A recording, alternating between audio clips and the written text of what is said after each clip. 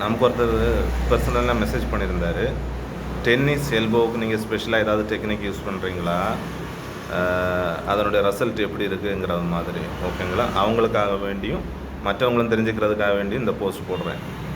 ஆக்சுவலாக நாங்கள் tennis எல்போக்கு positional release டெக்னிக்னு ஒரு டெக்னிக் யூஸ் பண்ணுறோம்.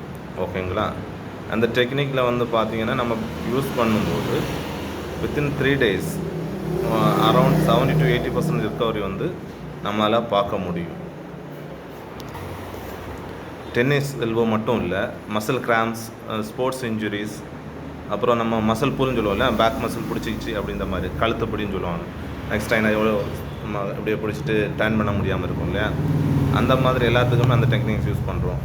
அந்த ஒரு டெக்னிக்ஸும் இல்லை, வேறு ஸ்பெஷல் நிறைய டெக்னிக்ஸ் யூஸ் பண்ணுறோம். பட் இந்த டெக்னிக்ஸ் நம்ம யூஸ் பண்ணும்போது மோஸ்ட் ஆஃப் மீன்ஸ் 80% ரெக்கவரி ஃபாஸ்ட்டாக நம்ம கிடைக்கும்.